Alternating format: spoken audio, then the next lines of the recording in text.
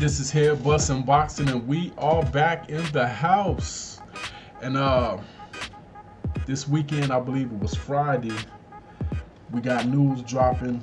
Well, news dropped, past tense, on Twitter and probably other boxing sites, that the AJ Ruiz fight was announced, and that the fight would be taking place in Saudi Arabia, and numbers was thrown out there. I believe 40 million for Joshua and 9 for Ruiz, and I left it alone. I didn't bother to do a video.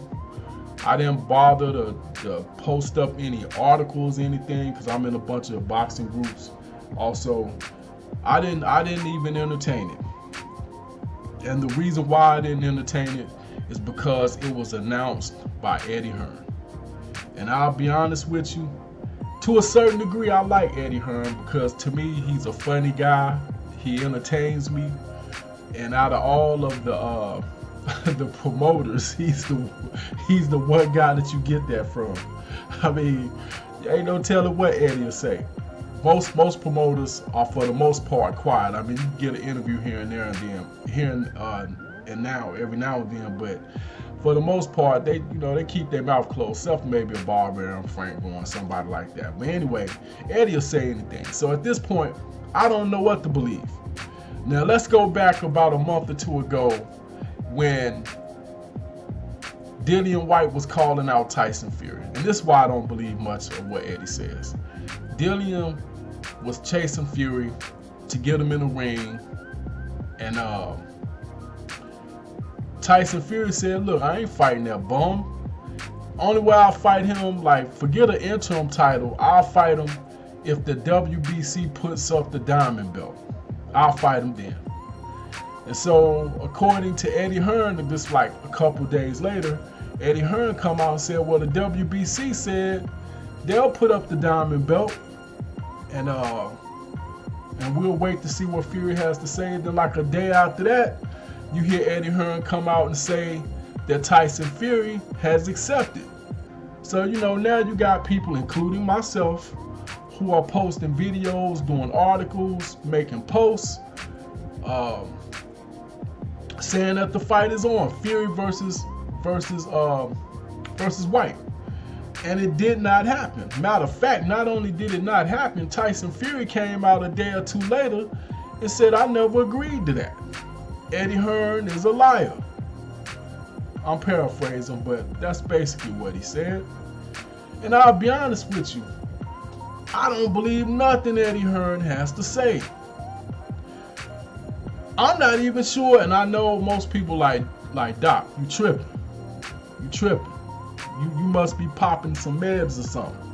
But I'm not even sure if it really is a legitimate, keyword, legitimate rematch clause. And the reason why I say that, and I did a video about this before, and I'm not gonna go and read the rules, but I'll put them up in the video so you can see them yourself. All you gotta do is just pause it and read it. But according to the WBA, the WBO, and the IBF, there is no such thing as a rematch clause according to these guys. They're not binding. Now I'm not gonna talk about that too long. Like I said, pause the video, you can read it yourself. So what I'm trying to figure out is how much leverage, if it is a rematch clause, exactly how much leverage does Eddie Hearn and AJ have? Because if they had all the leverage that he's saying they have, this would have already been set already. We would have a date, we would have a venue, all of that. I don't care about the purses per se, but people get a kick out of figuring out what people making, so it is what it is. But I don't care about that. But if I'm Ruiz, I wouldn't have been happy to be getting a fourth of what AJ got. That might have worked the first time when AJ was the headliner, but at this point you can argue Ruiz's popularity is right there with AJ's. You can argue it. Yeah, AJ got his European fans, well, or UK fans. Well, Ruiz got his Mexican fans. And if you don't think Mexicans will support their fighters, you're losing your mind. You tripping. You're the one on meds. Because they will definitely support him in regards to that. Being the first Mexican heavyweight champion, come on now. So if Ruiz is tripping about the money, I don't blame him. If he's tripping about the location, I don't blame him.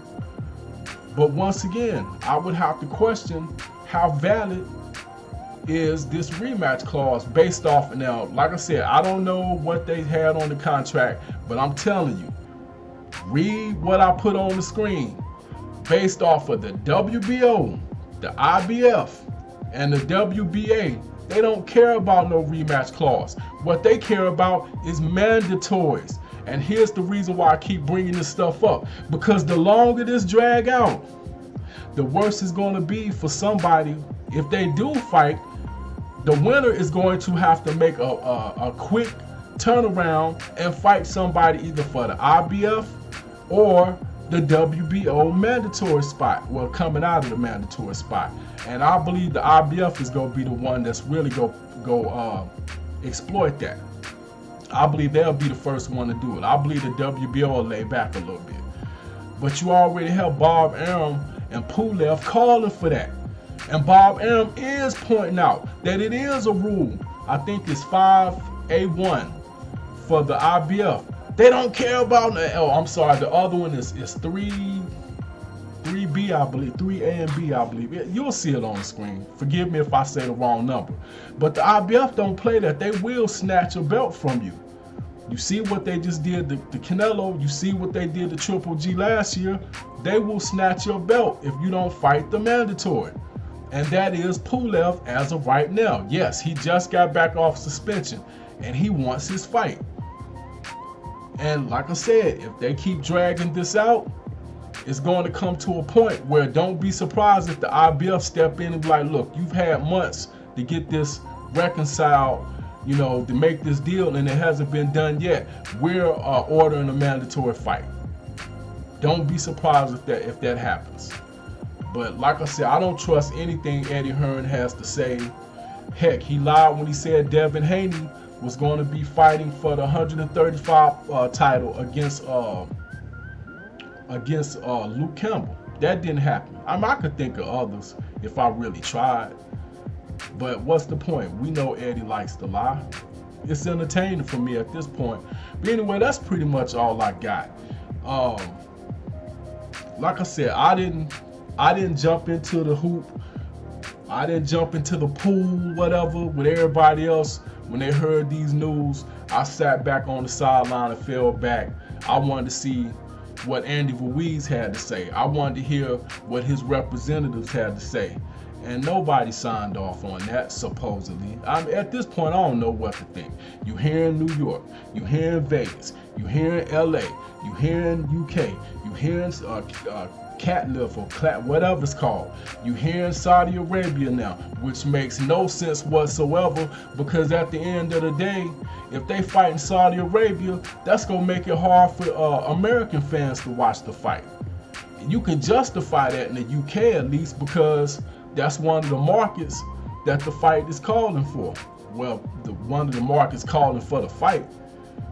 But if you go do it in America, that's understandable. If you go do it in the UK, that's understandable. If you go do it in Mexico, and from what I understand, that's understandable. But doing it in Saudi Arabia, they don't even have, from what I understand, a stadium that's going to be adequate for the fight.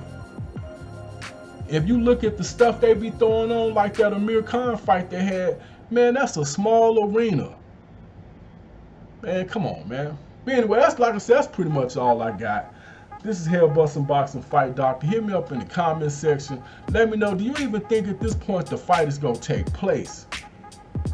Because like I said, the IBF or the WBO, heck, really the WBA too, could order a mandatory fight quickly, because it's taking too long. And they don't, especially the IBF, they don't play that. But anyway, this is Hell Bustin' Boxing Fight Doctor. Hit that like button, hit that share button, hit that subscribe button, hit that notification bell.